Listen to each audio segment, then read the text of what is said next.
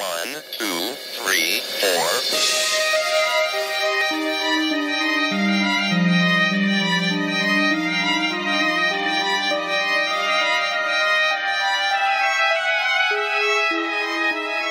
Hi guys, I'm Marie. And I'm Maddie. And we are here recording part 2 of the Connecticut River Valley Killer. Yep. Is it Connecticut River Valley or Connecticut Valley River? I think I've been saying it different. Sure, whatever you want. Whatever you want it to be. Okay, so sorry if I've been saying it differently. I just realized I might have been saying it wrong. I don't know. Yeah, hopefully everybody had a good week. Yeah. Sorry you've had to wait a whole week for the second episode to come out. I know, we hate that. I'm sorry. I'm always like, what? A 2-parter when I'm listening to a podcast? But it happens every once in a while, and we want to make sure that all of our episodes are not overly long. I feel like anything longer than an hour, and it's too much. Oh, at the end of this episode, there may or may not be some tangents. Yeah, some things that I removed from the actual episode and put at the end, so you guys don't have to listen to it if you don't want to. Or you can listen to us ramble on either way. I don't even remember what we were rambling on about. I don't know either, but it's there. It's definitely going to be there. We did some rambling this week. I think we talked about allergies and food. Yeah. But listen to it if you want. I'm pretty funny. Madison thinks she's really funny. But I'd like to do a poll on that. Anything like that, I'm trying to keep at the end of the episode. So I don't know if you guys have noticed, there have been a few things at the end, like after we say our goodbye. If you haven't noticed that, then you're probably stopping it before it gets to that. So you can go back and check it out if you want. But any really long conversations that are entertaining. Yeah, or tangents that we go off on. Sometimes it's just me swearing at Madison. I've just been trying to move it to the end so that it doesn't disrupt the episode as much. Yeah. So be looking for those. It's exciting. And Phoenix goes at the end a lot too. So Phoenix interruptions, I've been moving to the end as well. Because she does not interrupt at good times. Are you done yawning? Even your yawns are loud. I'm sorry, Jesus. My bad. But we're going to get back to it. So hopefully you guys enjoy this part 2. And here we go. Now we're going to jump up to 1988. So on August 6th, Jane Borowski, I think is how you would pronounce that. She's 22 years old. She's 7 months pregnant. So she's driving home from a county fair in Keene, New Hampshire. She had been fighting with her boyfriend. They were actually separated at the time that this happened. She went to the fair to try to cheer herself up, and she won some stuffed animals there that she was going to give to her baby. She stopped at a closed market to get a drink out of a vending machine that was outside the store. So the market itself was closed, but they had a vending machine on the outside that she was like, oh, I'm going to stop and get myself something to drink. Maybe she was tired. It was kind of late at this point. So she gets herself a Coke. So this is in West Swansea, I think it's called, the town. So after she gets back in her car, a Jeep Wagoneer had parked behind her, and a man was all of a sudden outside her window asking about whether or not the payphone was working, because there's also a payphone there. I'm sorry, if anyone walks up to me and asks me a question, I'm going to look at them and be like, how? Well, she didn't even have time, because he immediately ripped open her door to attack her. Oh my God. He pulled her from her vehicle, he started trying to pull her from her vehicle, telling her to come with him. She screamed that she was pregnant, which he did not seem to care about, and she actually broke her car window trying to fight and get away from him. He then said, all right, if you're going to be like that, and he pulled out a knife. Oh my God. He told her to get out of the car or he was going to cut her. So she got out of the car, and he held the knife to her throat. He accused her of beating up his girlfriend. Yeah, and this is not the only strange thing that happens in this encounter, but it's very, very strange. He asked her if she had Massachusetts plates, and she said no, that they were from New Hampshire. But he didn't seem to care. Why is he asking her what kind of license plate I she have has? no I'm idea. really confused. It's so confusing. So she takes this opportunity. So he kind of like stepped away a little bit. She thought he was going to look at the license plate. So she took that opportunity to take off running. She said that as she was running, she was trying to scream, but nothing was coming out. Which, by the way, if I ever have a nightmare where I'm trying to scream in my nightmare, nothing comes out, but I will actually scream in real life. Fun fact about me and my sleeping habits. So in my dream, I'm trying to scream, but no sound is coming out. But in real life, I'm screaming bloody murder. I can't do anything in my dreams either. I can't fight back, I can't run, and I can't scream. I think that's probably common when people are scared. Trying to scream while you're running maybe is probably difficult. He caught up to her and threw her to the ground and started stabbing her. He stabbed her 19 times, and when she stopped struggling, he seemed to lose interest and left her for dead. Yeah, you guys, she actually drug herself back to her car with 19 stab wounds, mind you. She got into her car and started driving. She actually was really struggling to start the car. She couldn't grip anything. She couldn't feel her hand for some reason, but couldn't calculate what was going on. But she could not turn the engine. She couldn't start it. She somehow manages to start it. She somehow manages to start driving. And she realizes that she's only a couple miles from her friend's house. So she's going to try to get there.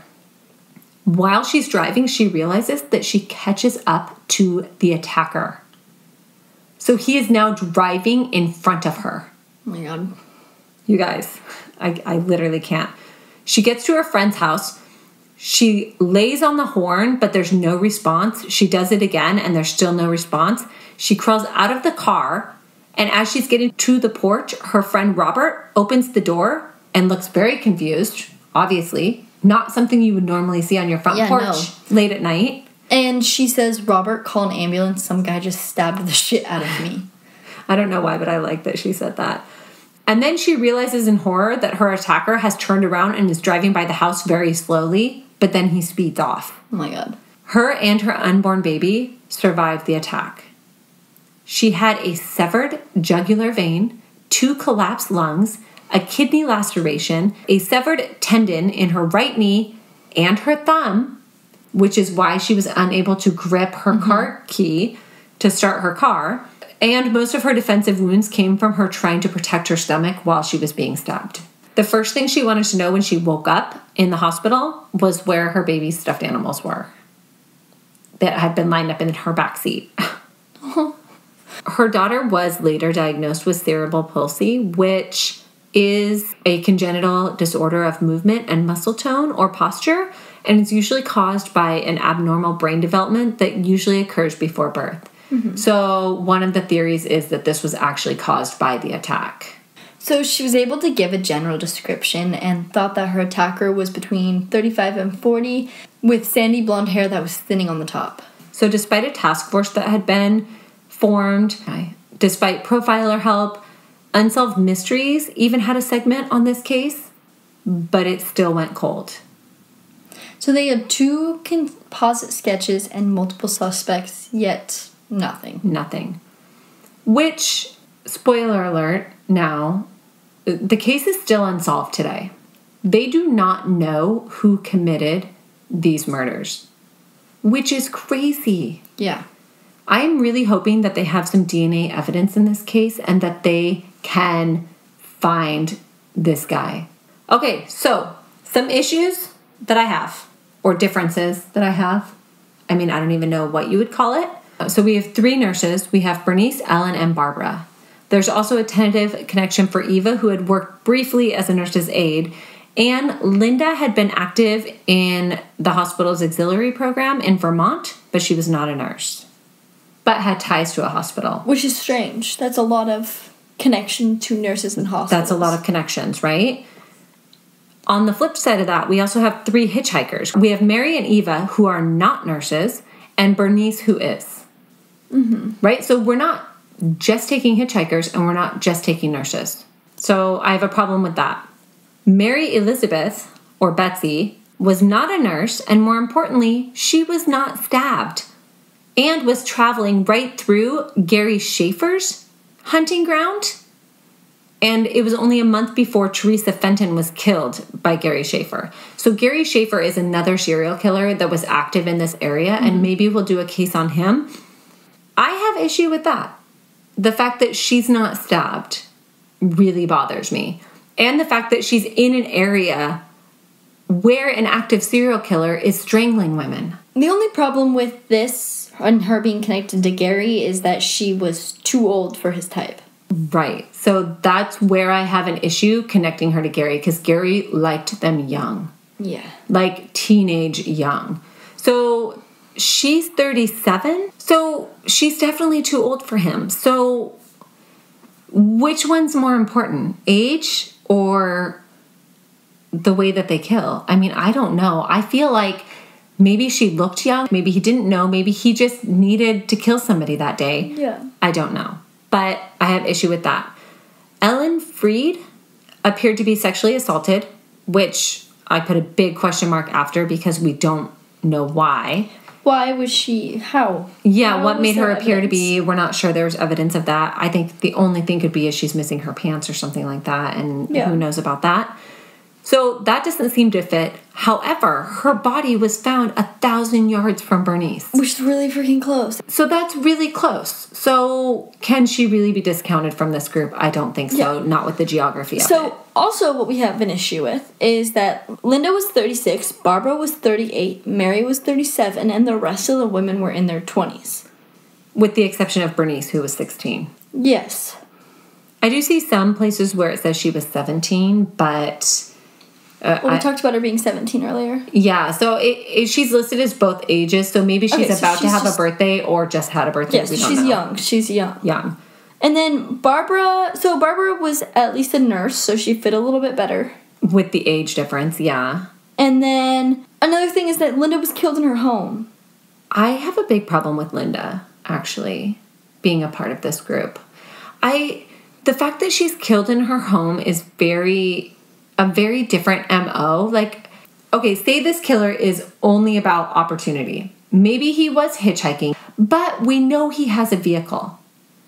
He transports bodies. We know he has a vehicle. So I have a lot of issue with that unless the killer happened to live near her and was fixated on her for some reason and couldn't resist the urge to kill her. That's the only way, I am sorry, that Linda fits in to this group. Yeah. My second issue that I kind of have, my fifth, whatever, how many issues we're on, Jane was never moved from her location. So she's stabbed at her vehicle and she's left there for dead. I cannot understand why hers is different. And she's pregnant. I'm kind of thinking that maybe these cases, maybe some of them aren't connected. Or maybe there are two unsubs. Well, here's one thing that I will say about Jane. She fought and she ran, right? So say the plan is to get them out of the vehicle, to get them out of the area, and then kill them, right? Because it seems like maybe that's what he did. Yeah. But because she refused to go with him and she fought him, maybe it pissed him off, and that's why he killed her there. That's the only thing I can think of that would make her fit in with that, because he does say, come with me. She refuses, and he's like, well, if you're going to be like that, and then he pulls out a knife. So maybe his intention was to kidnap her that day, but she wouldn't go with him. Yeah. So that's the only way that Jane really fits into it with me. She's at a gas station. So we have two that are taken or killed in gas stations, deserted ones. Yeah. We have some hitchhikers. We have some other people in their cars. We have a rest stop. So to me, it really sounds like somebody who maybe just Takes cruises opportunity. up and down these highways looking for opportunities. And that's what happens. Again, still have a problem with Linda being killed in her home. It doesn't seem to fit to me. Maybe he did live there. Maybe he lived by her. And maybe since, all the neighbors watched her and everything, maybe he had a fascination with her. I really think that could be something. He would have known when the kids were coming home from school. He would have known when the husband came home from work. Yeah. We do have a couple of suspects that have been commonly thrown into the mix. So, suspect number one we have up is Delbert Tallman. He was 21, and on May 20, 1984, 16-year-old Heidi Martin went for a jog in Heartland, Vermont, and never made it home. The next day, her body was found in a swampy area behind Heartland Elementary. She had been raped and stabbed to death. Delbert confessed to the murder, although he later recanted his confession and was acquitted. 3 years later, Barbara's body would be found only a mile from where Heidi was found. Real close. Yep. So Delbert was later convicted in 1996 on 2 counts of lewd and lascivious conduct with a child. Completely separate. Completely separate. He was released from jail on October 6, 2010. So he would have been 25 when Jane was attacked. But remember, she thought her attacker might be between 35 and 40. Yeah. So I don't necessarily see him as a solid suspect. In this case, if he is responsible for the murder of Heidi, she was raped and stabbed, which is not something that we've seen with the rest of the victims. Mm-hmm. I think geography is the only thing that really places her in the same, well, geography and the stabbing. But a mile could still not mean they're connected as well. Yeah. So, I mean, I don't know about Delbert. Maybe he had something to do with it. Maybe not. Maybe Heidi was connected in some other way to the victims and he had nothing to do with it. Maybe it's an isolated incident. We really don't know. Next up, and this one's kind of a favorite, I think, of locals, is Henry Barker. And he lived in New Hampshire. Multiple people throughout the time of the investigation had actually called to report him as a potential suspect. Crazy. So you know that your neighbors don't like you when they're calling and saying, maybe this guy had something to do with it. So he was known by police, too. Yep. And he had lots of runs with the law. Someone reported him near where Barbara had died, the night that she had died. Yeah. And then one woman had reported that he had given her a ride when her car broke down, and he tried to force her to have sex with him. So he was suspected of other attacks on women. He was charged in many cases with picking up women who were hitchhiking and trying to force them into sex. He was found guilty and convicted of rape. He was known to use knives to scare women. Mm-hmm. And he was also known to go hunting. I mean, like, cruising along the highway for hours. Mm-hmm. And he was also known to rescue people whose cars had broken down.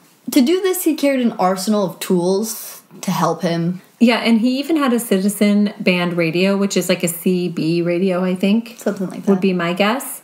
He had been sent to a mental institution for evaluation and was diagnosed as a psychopathic personality.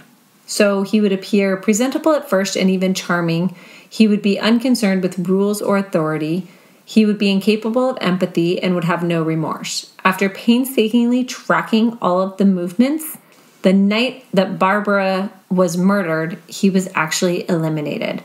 So he just wouldn't have had time to do it. Between helping another motorist, he is there when a tow truck gets there, I think. Like, they have him on record as being unable to commit this crime. Well, maybe he killed a different woman. Maybe he just didn't kill Barbara. You never know. So, next we have Richard Burdeaux, and he was a local. People referred to his house as haunted. He also had an imaginary friend named Bertram. So, he's a little crazy. Yeah. And a waitress had been complaining to police about letters that he had been sending her. And when she didn't answer his letters, he started calling her.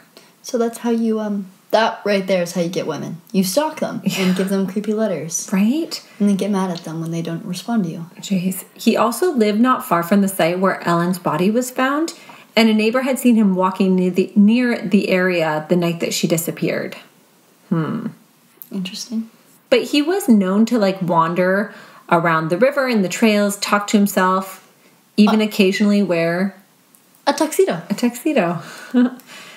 I mean, you gotta look your best when you're out stalking women, I suppose. I mean, I guess. Right? So, this doesn't settle right with me. So, he had said, like, he told people that he had jogged right past where Ellen's body was found, and he hadn't smelled anything. Which he thought was weird. But why would you say that? Why would you be like, oh, yeah, I didn't notice? Well, I mean, I think if you're a little off kilter, right, you might be like, that's weird. I never smelled her decomposing body, and I ran by that area all the time. I mean, I don't think it's that weird for somebody to think about that, because I might wonder that if I was walking by or running by an area where I later found out there was a corpse. Yeah, but why would you be telling Well, I mean, that's a whole other story, right? Yeah. Okay, so this is an interesting fact. His mother was a nurse. She worked at Valley Regional Hospital. Interesting. There are even reports of him interacting with Ellen when she worked there. So his mom had been aware of his mental issues and had worked really hard to try to shield and protect him from people finding out about them. Which I feel like would be normal back then. It was a lot less accepted. Yeah, I could see that. He also had trouble holding down a job, and one time he even called a woman who lived near his house and told her, "I've been watching you, and I like your blue nightgown." She instinctively looked down at her blue nightgown. Yeah, creepy. Creepy. So we know these types of things, like peeping, can escalate and go into violent crimes and sex crimes and different things Turn like into that. more, yeah, for sure. Next, we have Gary Westover.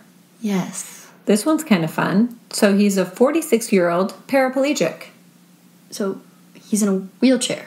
Yes. He's a murder suspect. Yes. Okay. Okay. You don't see that one every day. Right? A little different. Different. He confessed on his deathbed to being involved in the murder of Barbara. And only Barbara. Okay. So he said, "I'm going to hell," before he confessed to this crime. All right. He claimed that 3 other men had loaded his wheelchair into a van. They had abducted Barbara, killed her, butchered her, and dumped her body off of a back road. Police did not seem to take this very seriously. He did die shortly after his confession, so proving any of this would Be difficult? Yeah. Yeah. Her family did think that she would have pulled over to help someone in a wheelchair, especially. Right. Makes sense. Because And- remember, she's the one that was at the rest stop, and they couldn't figure out why she would stop. She stopped at the rest stop so close to home. But the thing is that Barbara wasn't reported to be butchered. Like, some of her bones were missing and things, but that was just assumed to be, like, environmental. Right.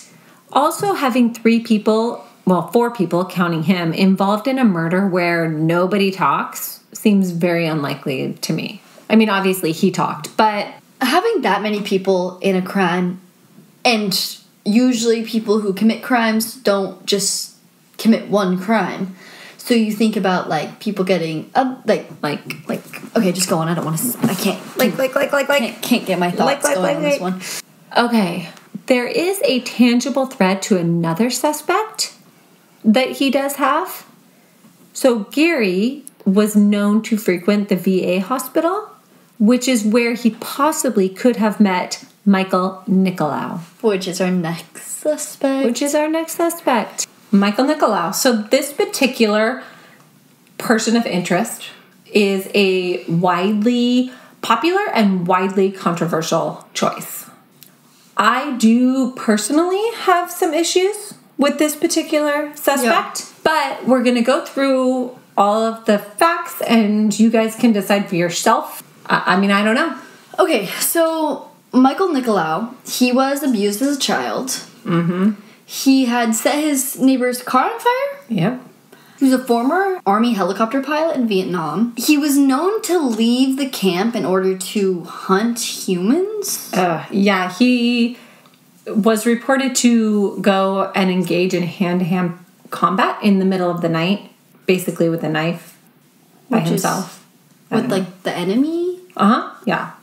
Yep. Cool, I guess. I mean, if that's... I don't know. I'm not sure if that's what you're supposed to do. So he was charged with strafing civilians while in the army, which means to attack repeatedly. So he was charged with murder and attempted murder. So basically he was discharged from the army based on behaviors he had that they did not see. Yeah, these charges were later dropped. And when he did leave, he was diagnosed with PTSD. But he was forced to return home, disgraced and bitter. But don't worry, guys. When he got back, he did open a sex shop called the Pleasure Chest. Yeah, not sure when exactly he did that, but he does do that in his adult life. And one of the weird things about that is it was raided twice by police, and him and his partner were charged with selling obscene materials. Which, I want to know what obscene materials Right? when you're dealing with like a sex shop. Like, it has to be illegal obscene materials. so maybe like something like child pornography or something, right? It's got to be something. I don't even know. When he was arrested, he actually remarked to the press that evidently the police don't have enough serious robberies, murders, and rapes to occupy their time. Which is a weird thing to say. Well, I think that's like I'm committing white-collar crime, if that's what it was. I'm assuming it's not. But whatever crime he's arrested of, he doesn't think is a big deal. So he's like, why are cops wasting their time when there's people being murdered out there? Which is kind of ironic, because we're talking about him being a murder suspect. Yeah.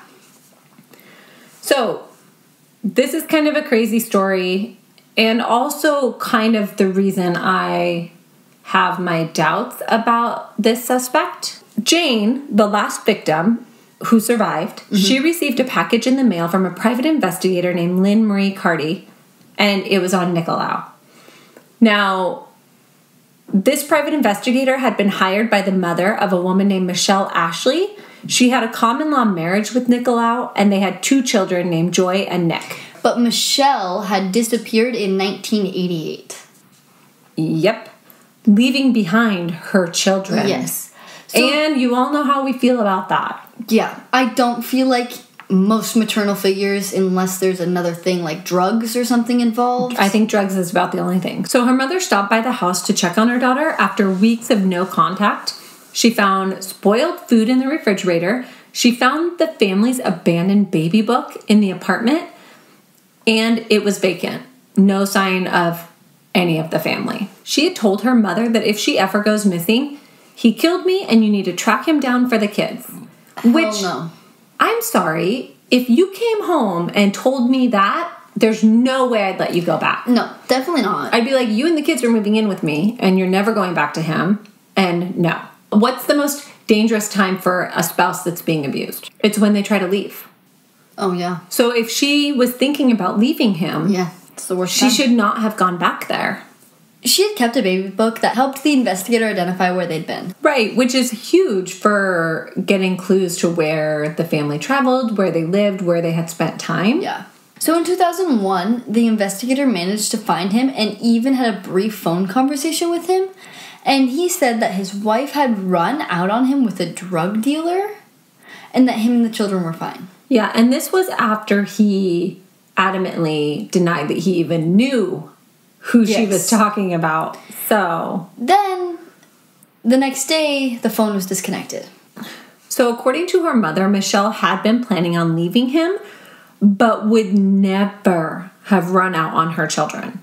Yeah, because why would you? While investigating, she discovered that he had spent time in New England where Jane had been attacked. And it was around the same time that she had been attacked that the couple had gotten into a fight, and Michelle had packed up with the kids and taken off. He had been driving up and down that same highway that Jane had been on. Looking for his wife. Yep.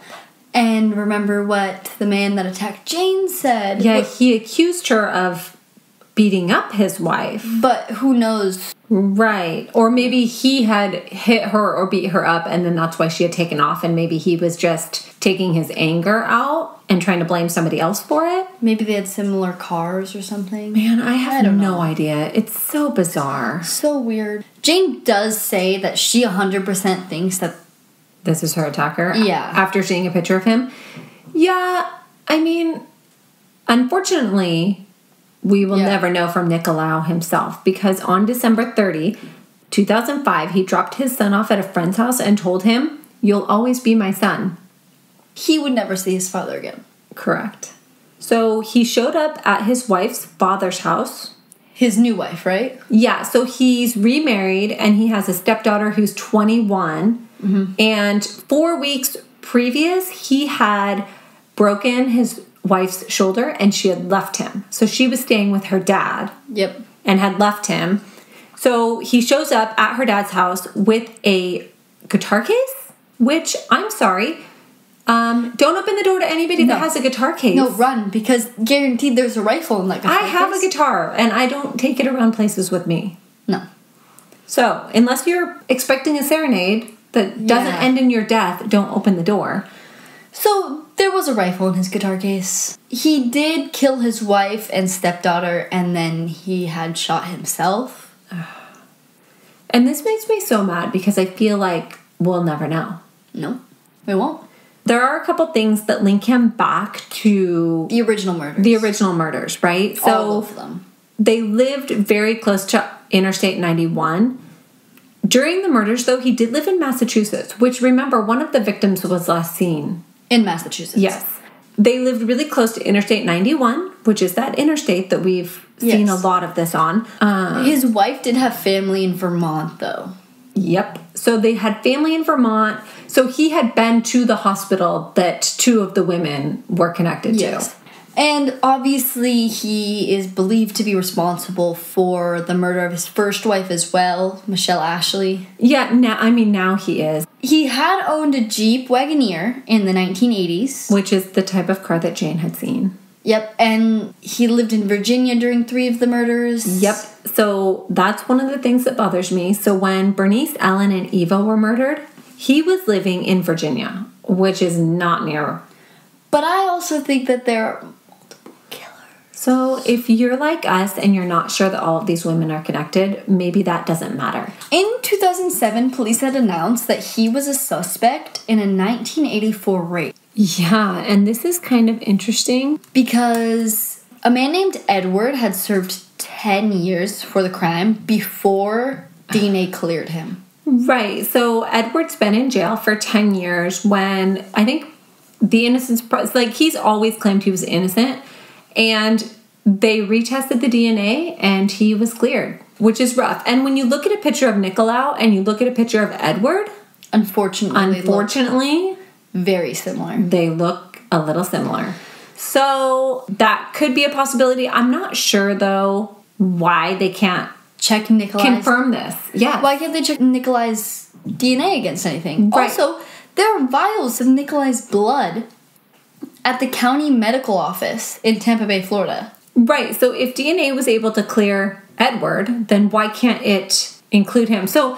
yeah, I don't know why he's a suspect in that, besides the fact that he lived near the scene and looked kind of like the suspect.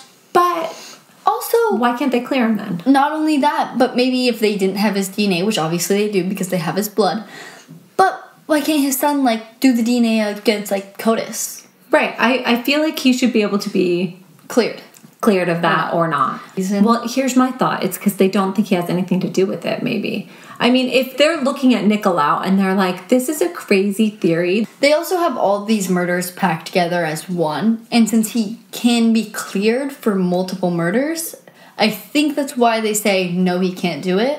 They've got to have some sort of evidence on this case, right? We know they have fingerprints. Yeah.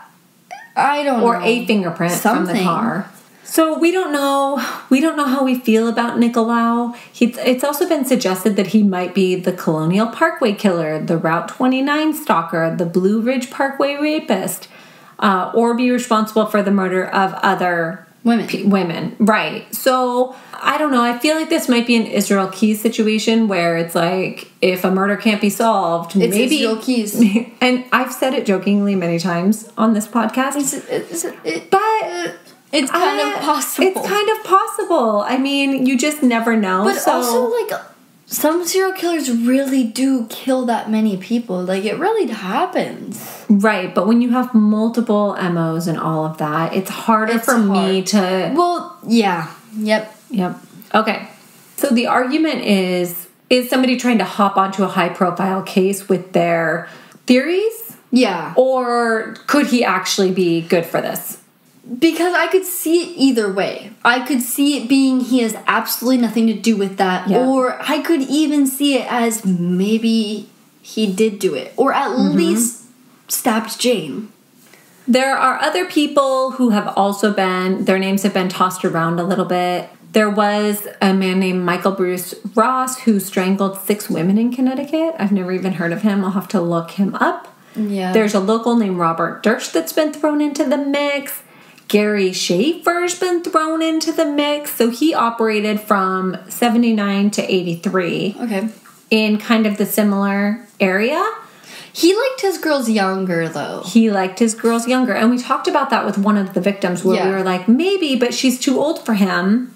So Gary Schaefer liked his girls between the age of 10 and 18. That's a little bit younger than most of our victims. Right. So his youngest victim was 11 and his oldest victim was 17. And we're not even sure that if he's responsible for all the victims that have been pinned towards him either. Yeah. So for him, and we won't go into all of his victims, but they were all strangled, not stabbed.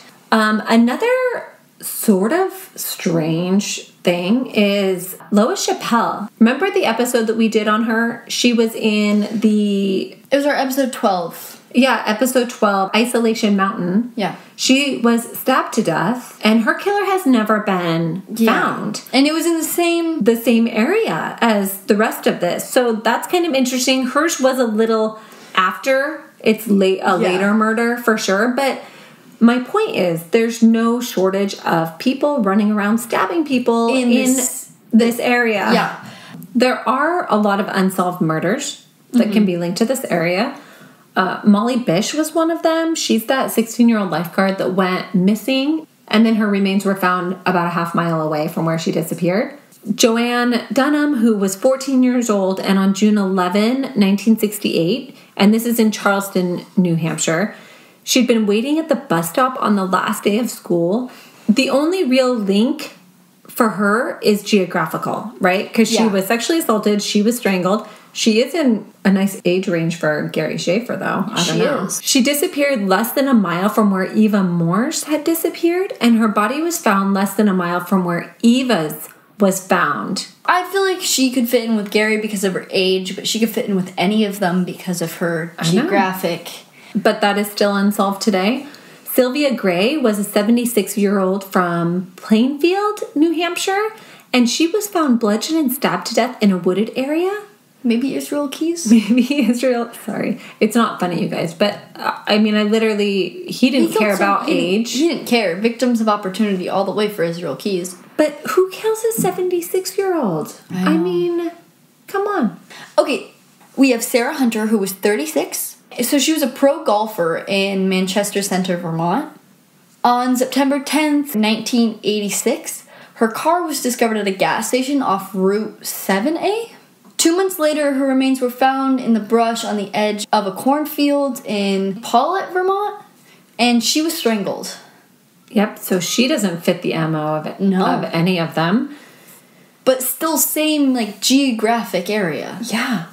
And then Stephen Hill, so our first male, he was 38 years old. He disappeared on June 20th, 1986 from Lebanon, New Hampshire. His body was found stabbed to death in Heartland across the Connecticut River from where Sylvia Gray had been found 4 years earlier. On June 24, 1988, decomposed body parts were found of a woman dumped in Warwick, Massachusetts, less than a mile from the border of New Hampshire. Only the arms and legs were there. The torso and head have still never been found. And the woman's identity is still unknown. Yeah. That's crazy. I guess that's why they took the head and torso. But still, I hate the fact that there are unidentified people out there whose families are probably still looking for them. Crazy. So this woman is described as white, average height with an athletic body from what they can see of her. I mean, arms and legs decomposing. I'm not sure how they even came up with that. I don't know. There's also Carrie Moss, who was 14 years old from New Boston, New Hampshire, and on July 25, 1989, she left her parents' home to visit a friend and disappeared.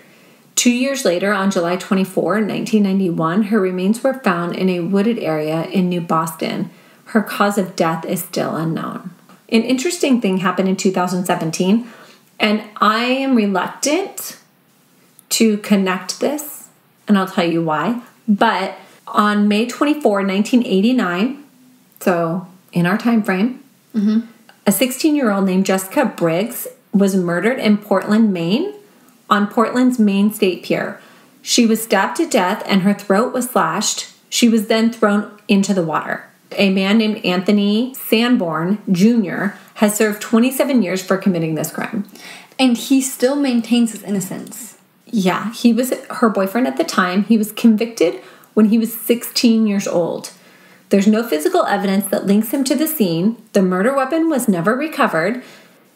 It was basically 2 eyewitnesses who sealed his fate. So one was a woman so she had seen the murder. So she saw him stab her and throw her into the water, but later confessed that she was never at the pier and that she was legally blind and wouldn't have actually been able to see it anyway from the distance that she was standing. So she didn't come forward right away. She came forward years later, a month before the trial started, as a witness. That's so weird. So she was the prosecutor's star witness. And then his roommate at the time, his friend, had said that he confessed to the murder to him. So those are the 2 reasons he was put in jail, basically. The roommate claims that he had asked Jessica for money and that she'd said no, so he killed her. Yeah, that's what he told him, allegedly. So he was actually released on bail in 2017 due to the compelling evidence suggesting that he was innocent while his post-conviction appeal was reviewed. Okay. At the conclusion of this review, they came to an agreement.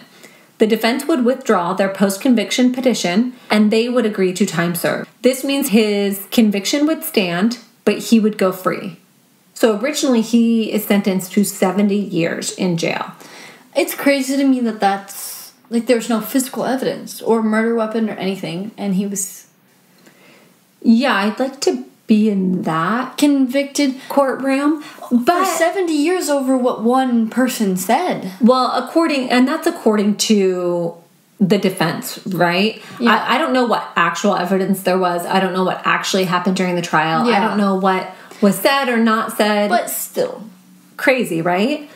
So there are profilers that are suggesting that the Connecticut River Valley killer might be responsible for her death because of her stab wounds.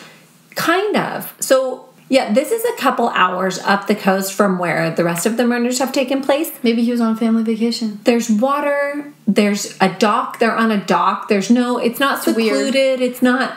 I don't really see it. I think that that's a reach, but that is one of the things that I definitely read about. And they also suggested that the Connecticut River Valley killer might be responsible for the murder of Angela Thomas, which happened in Brunswick, which is really close to Portland. It's hours away. I don't really see it being connected. It doesn't quite fit for me, but I don't know.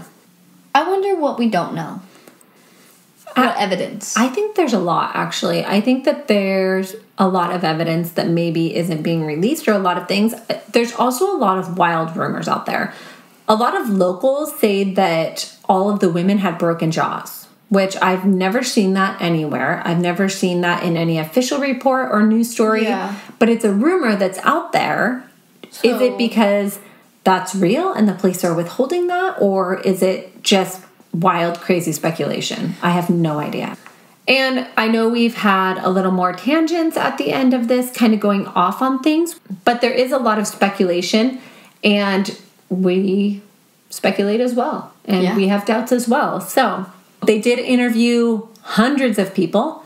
They brought in all known sex offenders and polygraphed them. They put suspects under constant surveillance. Psychics came forward.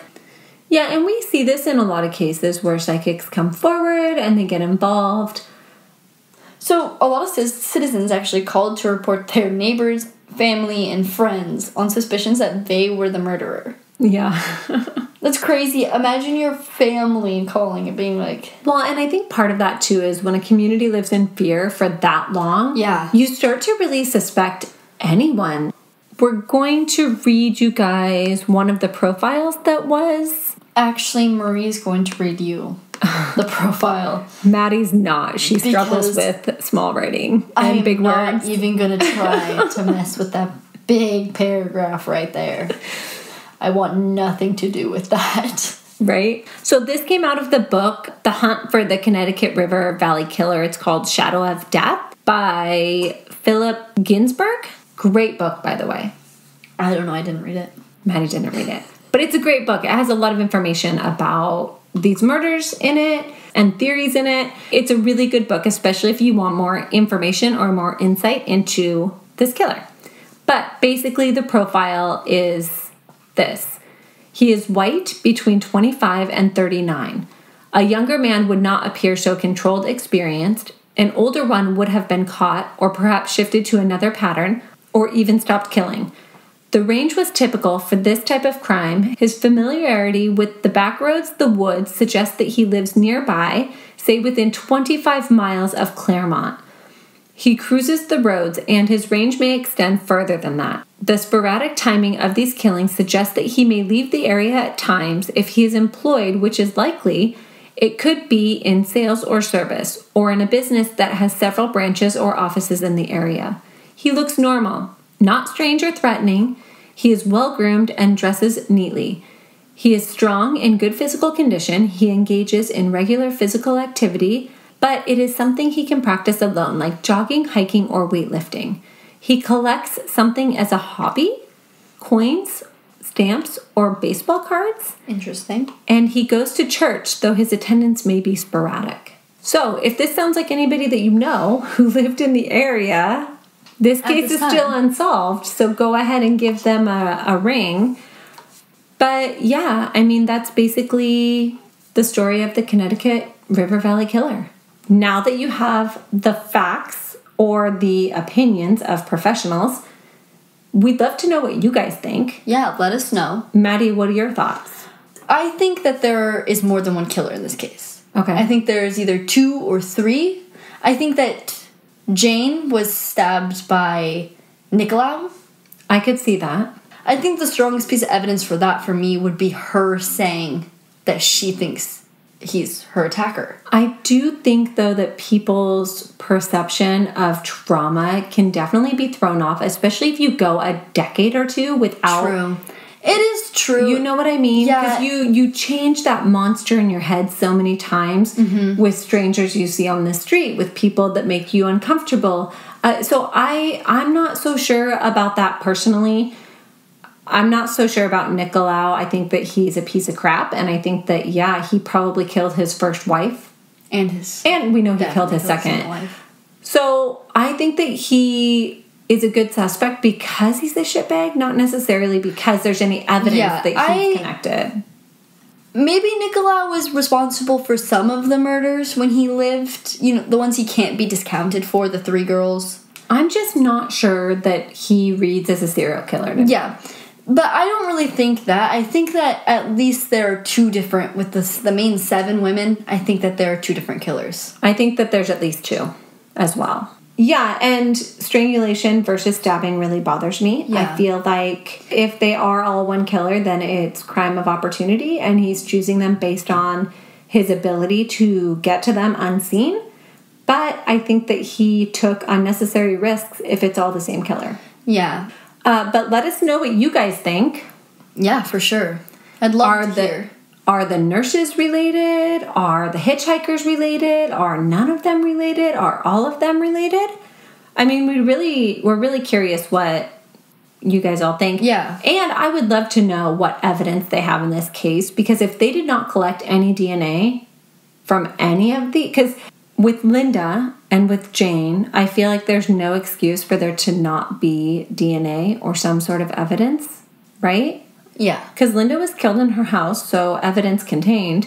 And Jane was found immediately and still alive.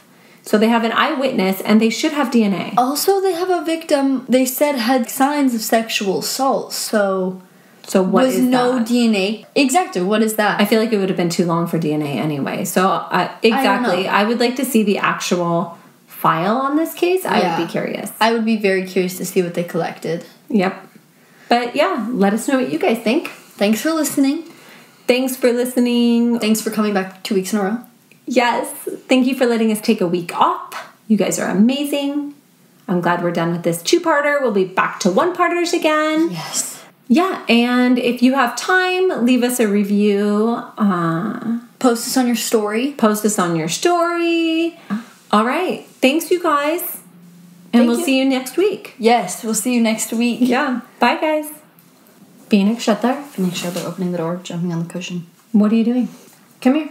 What does the red light mean? On the microphone. What's it mean? That it wants you to speak in it? No, it means that we're recording. I mean, I guess she's not wrong. Yeah. Okay. So what are you not supposed to do when we're recording? Come downstairs. Coming downstairs and annoying you. Yes. Okay. Who do you think the Connecticut Valley River Killer is? I don't know. How many killers do you think there are? 2? You think it's 2? I think it's 3. Whoa, that's a lot. I think it's 3 different murderers that have all been combined and they were just coincidentally That's a in the lot. same. That's a lot. 3 is a lot. I know. 3 is a lot, Maddie. 3 is a lot. Okay. Back upstairs. I'm like deaf in one ear right now, like ruptured my eardrum. So every time my mom yells, I like have to plug my ears or else my ears start to ring. Oh yeah, I edited out, you guys, but I do some yelling when we're down here and the kids are being loud upstairs. I'm like, don't make me come up there. I like the dark cherries though. I think they're my favorite. I like the lighter ones. They're better. I disagree. It's like light apples versus dark apples. No, this is more different than dark apples versus light apples. I don't think so. Yeah. No. It's not. It's literally exactly the same thing. Dark cherries taste different. It's more like Dark apples taste different. It's more like comparing red grapes to green grapes or purple grapes to green grapes. I would call that the same thing. They're all 3 the same thing. I don't think so. I think Why are cherries different? Why do they stand out on their own? Well, they don't. I think they're more like grapes. If you were compared dark grapes to light grapes, I think it's more that kind Why of are apples different? Because I don't think that... I mean, it changes, like, the flavor, but, like, apples... It's, like, you have so many different kinds of apples. You can't, like, just compare dark to light because then you have dark, light, Okay, then green. red to green. Okay, you can compare that then, but you can compare light to dark apples. I don't know. Okay, you're crazy. You're crazy. It By kinda the way, makes are sense. you a dark or a light fruit person? Because apparently it's a thing. I don't think you're one specific person. I don't know. I like the light of all of those. I like purple grapes, I like dark cherries, and I don't like green apples. See? So it is a thing. I don't love green apples either, though. I prefer like the yellow, reddish apples. I just don't like red apples, and I don't. I'm fine with red apples, or like lighter. Yeah, red so you're a apples. dark fruit. I don't know, is it a thing? Apparently it's a thing. We're making it a thing. Tell us if you like the dark or the light fruit. We're curious now. Yeah, I guess. I guess. All right. You'll find something on our story. We'll do a poll once this episode comes yes. out. We're going to do a poll. So we need you guys to vote. And it's going to be light fruit or dark fruit. And we understand that maybe some of them you like more or less. But the poll is going to be on 3 things, right? Grapes, apples, and cherries. So you have to go with the majority. Yeah. So say you like green grapes, but you like dark cherries and dark apples. Then you would do dark. Or vice versa, right? Yeah. So go with the majority. We're going to do a poll. All right. Fine, we'll see who wins. Who wins? This is a competition. I think that dark fruits Life is a competition. I think that dark fruits are sweeter. That's why I don't like them as much. I feel like the green grapes and I feel like the lighter cherries are more sour than sweet. And I feel like the darker ones are sweeter versus sour. I'd rather have sweet fruit than sour fruit. Well, I don't think it's like really sour, but I prefer my fruit to be less sweet. You gotta finish that cherry, dude. I'm not eating the whole thing. It has a huge bruise. Oh, it does? Okay. I'm being very couch. dramatic. Okay. I am dramatic. So be looking for our poll. It's coming. Here, can I see some cherries? No.